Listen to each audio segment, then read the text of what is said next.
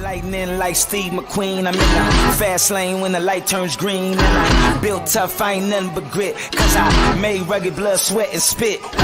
Yeah, like a horse I fly. Better push yourself in for a bumpy ride. I like to play hard, but I work harder. And I weather the storm cause I'm built stronger.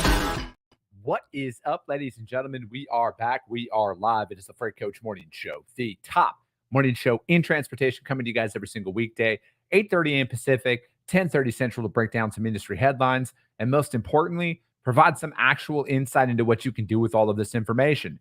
If this is your first time tuning in, welcome. This is the real side of freight, ladies and gentlemen. And I say that before every single show. And what I mean by that is I only speak to transportation professionals because at the end of the day, I want to talk to the right individuals who have done what you're looking to do or who are currently doing what you're trying to achieve. So you can take that information, apply it, utilize it, and see a meaningful difference in your business and your life.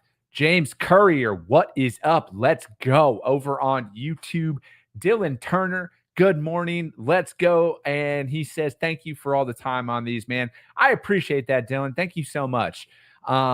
I just like coming live and talking about an industry that I love, man. I really do. I like fundamentally to my core, man, I just want to help people. I don't know everything, but I just like helping people out through my experiences and, you know, where I fucked up and everything else, and try and help people avoid that.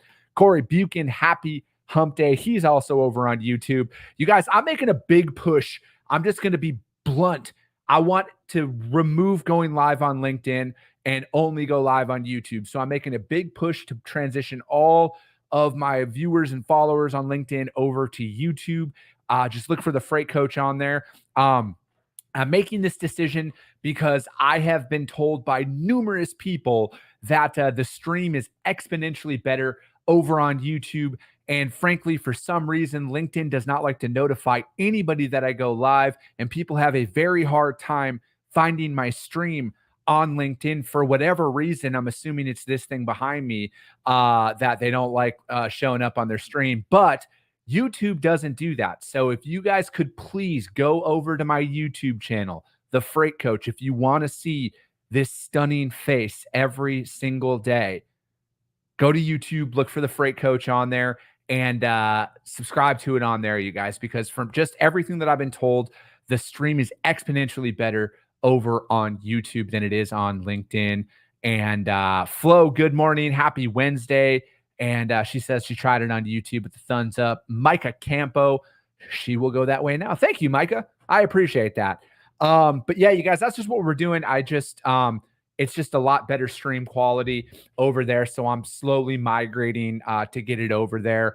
And yeah, so that's what we are going to be doing here over the coming weeks out there. And now Micah is already over on YouTube. Let's go, Micah. I appreciate that.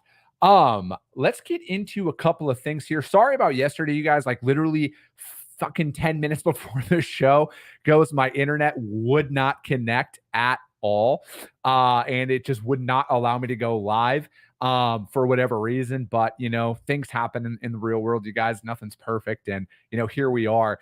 But we will get into some things right now. You guys, I did drop a newsletter. So I have a newsletter that drops every single Wednesday. I'm not going to auto sign anybody up for it because I truly believe in adding value through an organic reach. So if you guys want to subscribe to it, just go to thefreightcoach.com and register for it on there. We just released one this morning with Gabe Pankinen. And we were just talking about the LTL market and everything. So we're trying to kind of expand the media stuff. And as always, you guys, I just want to help provide additional insight through that. Steve Setka, what is up? He says, Jolly, make it happen. Every day is a hustle. Amen to that. Tony Darnell, get some. Hey, yo, he's coming in over on YouTube now. Sonny Sharma says he's going to head over to YouTube as well, also moving forward. I appreciate that, Sonny. Thank you. All right, you guys, now we got fuel. Fuel is up to $3.73 a gallon nationwide. I get all of that information, you guys, from the EIA, EIA.gov. It's RFP season out there right now for a bunch of shippers. I filled out like 3 in this past week alone, and fuel surcharge is a thing.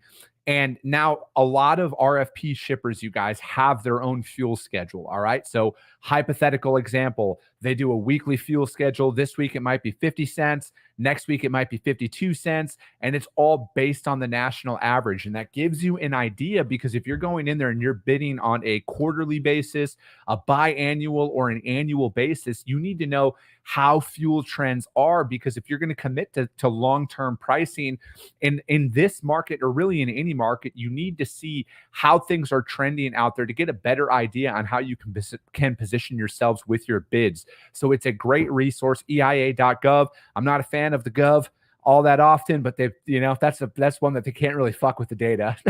We'll put it that way. Anyways, you guys, we are going to, before we break down a couple of headlines here, we're going to talk about freight theft, because that is, and this idea came up. So Kyle Provost and I, we co-founded Broker Carrier, and we are actually, so what we were going to do yesterday is we're going to teach people how to vet your carrier providers, and carriers, don't worry. We will have some shit out there to what to look out for brokers, because I equally want to bury all the shitbag brokers out there as well. So don't worry. It's not just going to be us bashing on this is what's wrong with carriers. On the contrary, this is going to help elevate you guys out there. But we were going to do that yesterday and then lead into today about freight theft. And but we're actually going to be doing that tomorrow with Kyle. He's going to come back on, and we're going to be talking about best practices out there. But freight theft, you guys, is something that is always going to be a problem. All right. Fundamentally, at the end of the day, criminals don't care about the law. I just hate to break it to people, but there's always some of these things out there, and an alarming trend that I see, because, obviously, you guys, I'm out there brokering every single day. We post loads on the load board. I see a lot of load postings that are out there because I want to see where my competition is at.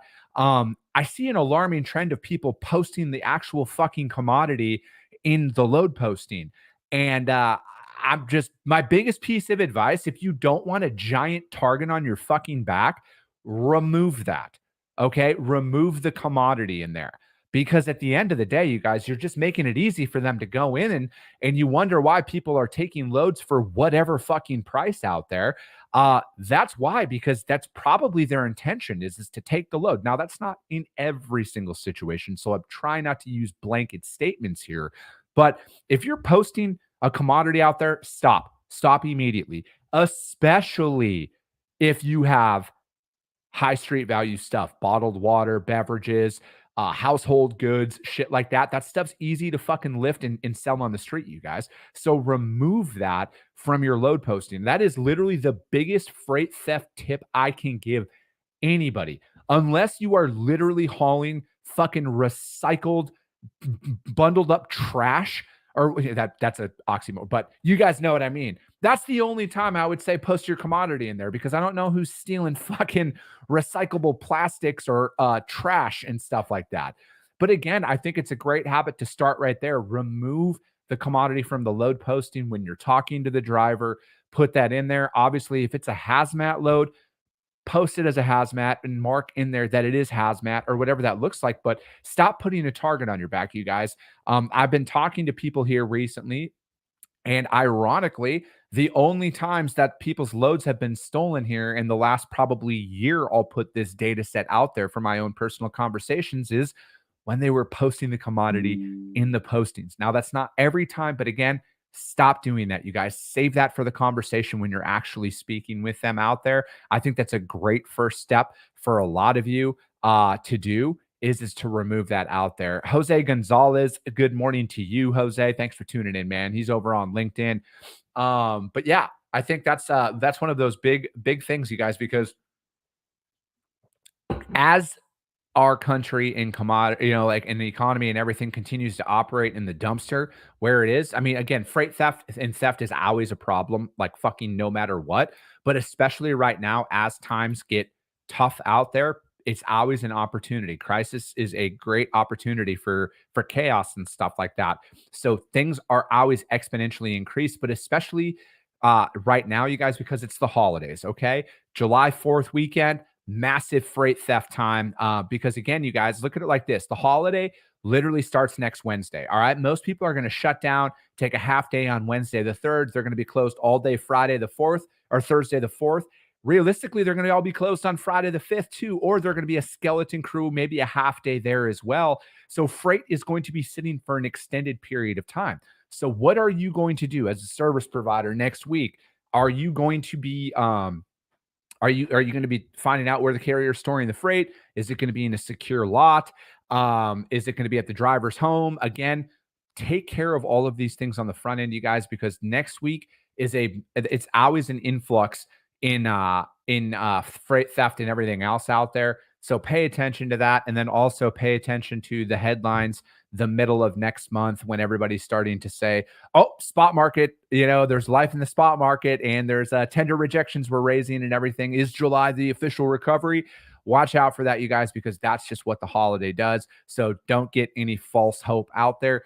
I've already put my bold prediction out there enough times, but again, so far it is ringing true. Rates are not decreasing. It's the ratchet up effect. And this 4th of July weekend that's coming up next week, rates are going to ratchet up again. They'll come back down a little bit. But again, the best way to describe it, if rates are at $2 a mile right now and they spike up to $2.15 a mile over the 4th of July, they will probably drop back down to like that 207 to 205 to 207 mark, but they won't drop all the way back down. That's the ratchet up effect that is going to happen. And then at some point in the next 12 months, everyone's going to say, "Holy shit, the market's recovered. Look what happened, blah, blah, blah, blah, blah."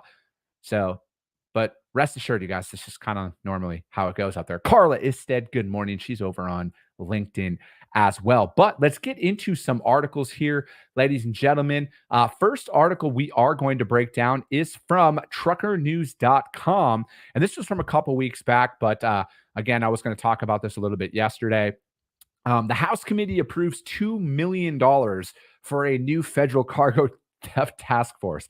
I thought that amount was funny because they've probably already spent that just on meetings to think about having a meeting to start this task force. So they've already probably blown through the budget. And then it goes that the American Trucking Association applauded the House Appropriations Committee for the fiscal year of 2025 Department of Homeland Security funding bill, which included a provision of investing, to establish a supply chain fraud and theft task force, as well as $2 million to fund the initiative. The report language was championed by David Vallado, from California, and will counter the sharp rise in cargo theft and broader supply chain fraud. The trucking industry takes great pride in delivering America's freight safely and on time. The billions of tons of goods transported by trucks to every American community has increasingly become a prime target for organized crime, putting truck drivers at risk and raising costs for consumers. The ATA commends the House Appropriations Committee and Congressman Vallado for directing Homeland Security investigations to leverage its unique cross-border authorities to address the alarming trend. The appropriations report language allocates $2 million for Homeland Security investigations, a subset of immigration and customs enforcement, to consult with state, local, and federal law enforcement agencies, as well as relevant private sector stakeholders to ensure the task force employs a coordinated multi-agency, intelligence-based, and prosecutor-led approach to identifying, disrupting, dismantling organizations primarily responsible for the theft and related violence of the American supply chain. And then it goes on to say, when I served in the Colorado State Patrol, cases of cargo theft were far less prevalent than they are today. Unfortunately, in recent years, organized theft groups have been systematically targeting our nation's supply chains and using increasing sophisticated techniques to steal cargo in transit, said Mark Savage, the chairman of the ATA Law Enforcement Advisory Board. And then it is already working with the trucking industry as well as the cargo theft task force in Florida and California Highway Patrol to help raise awareness. We support this provision out there. I think it's always good when these tasks are like when shit's actually addressed and taken care of. But again, I think that if you look at it from a state by state basis, a lot of these fucking criminals are just eventually, they're not even prosecuted, right? So it's like that. I think that, getting tough on crime is something that actually needs to happen, because what stops somebody in, like, say, the state of California. All right. The state of California is notorious for just letting people fucking walk and not even prosecuting individuals. So I think that fundamentally we have to look at it on a state by state level. And these people need to get very tough on crime, because why crime is a problem is most of them don't get fucking in any trouble for it, or very limited trouble at best, right? So I think that, again, maybe I'm just old school, but generally when you get punished for your actions, you tend to not make those actions anymore. At least most people. Some people are just idiots and they're going to continue to fucking, do stupid shit. But, I think that there needs to be a major fucking crackdown on this, and it's going to take a lot of work. Like, I have some reports about a major crime ring that they busted here in Arizona. It's very fucking real. I've seen a lot of the information. I'm not going to cite my sources or anything like that, but there was a massive fucking crime ring busted here in Arizona, and there was a shitload of trucking companies and warehouses and everything that are in there, because it's like, at the end of the day, what happens is again, high theft stuff. And you could even say fucking Q-tips. A truckload of Q-tips is out there. So what happens is you guys is in the organized crime. They're in the trucking industry and everything else. They find out, and then I think it's more on the dock worker level than not. I think people just drop off. Like, I think it's just like old school mafia tactics that goes back, because they just drop off envelope of cash to a dock worker and say, let us know when this truck leaves and where it's going. And then they fucking follow it out to the truck stops, and then they'll steal it from the truck stops as soon as that driver goes in and parks for fuel, or after they fuel up and they park for the night. Then when the driver leaves their truck, they'll fucking steal the truck. They bring it to a warehouse. They offload the truck immediately. And then they have people literally waiting on site to fucking buy this stuff and ship it out. And it's gone before the driver even fucking walks back to realize his truck's been stolen, or his trailer's been vandalized, and they've taken all the freight. That product's already fucking sold and gone. All right. Because there's a bunch of local businesses that are out here, all of these small time convenience stores that don't have contracts with all of these major brands, but ironically have store shelves full of them. That's where it all goes, and it's gone. Or it's Amazon resellers and shit like that. People can fucking steal stuff, post it up on the internet, and it's sold and gone.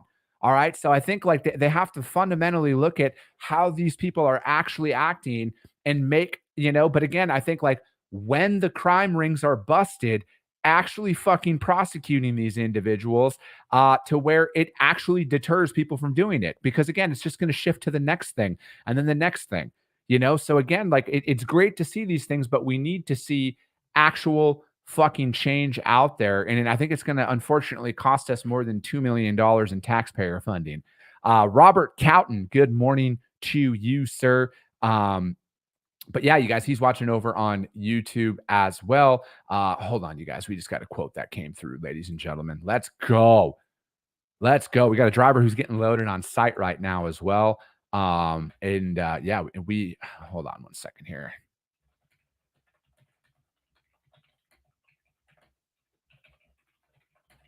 See you guys. There we go. Things are starting to pick up here, ladies and gentlemen. I have a really good feeling about the rest of this year.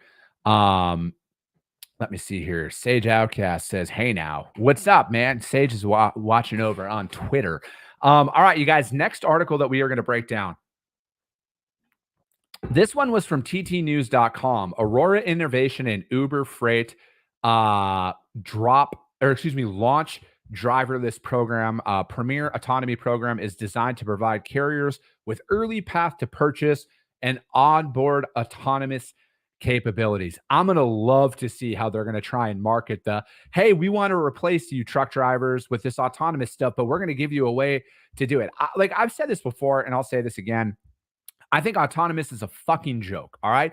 I do not want to see them replace the truck drivers at all. All right. I come from a family of truck drivers, as most of you know. I have a ton of fucking respect for the people who drive trucks, and I don't want to see autonomous come in here and replace anybody.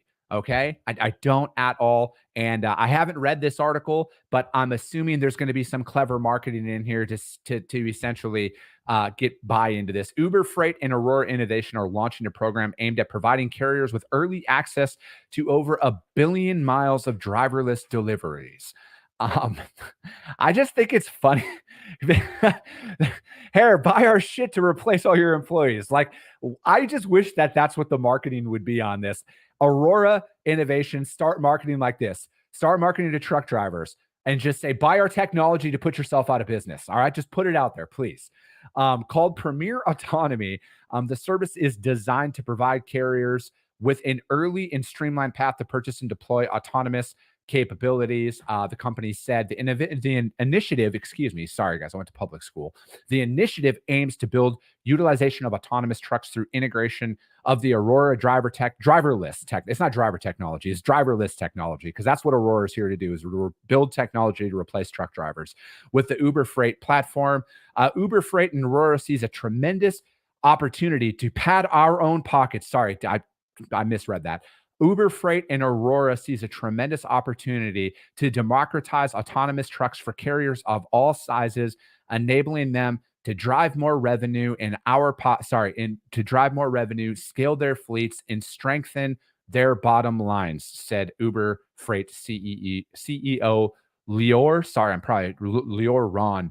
Autonomous trucks will make goods moving more efficient, and this industry-first program will help facilitate and accelerate the adoption of autonomous trucks with our carriers. They said Uber Freight and Aurora began partnering to pilot autonomous technologies in the beginning of 2020. The Premier Autonomy program builds on insights gained since then regarding the effective and autonomous movement of goods, the company said.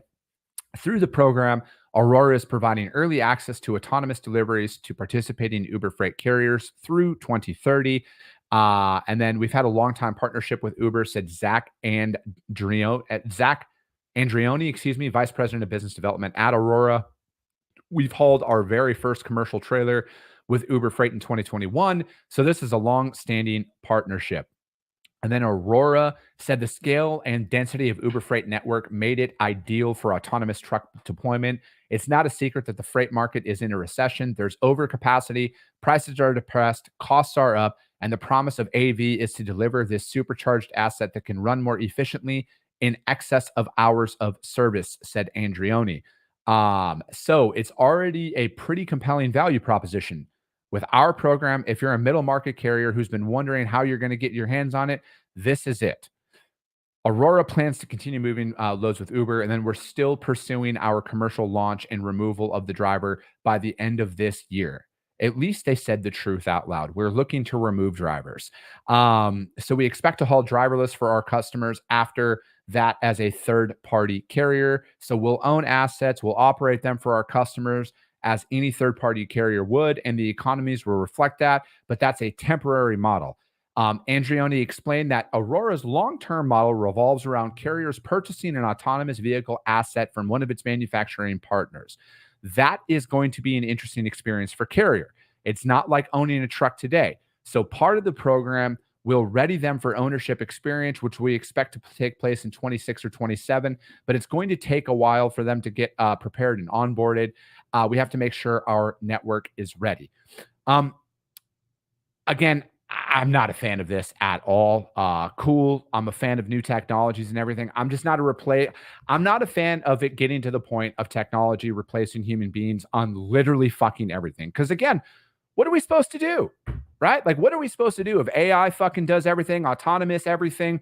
Are we just supposed to fucking walk around as mindless plebes every fucking day and not have any desire to build and grow and scale anything at all? Like, at what point is too much too much? All right.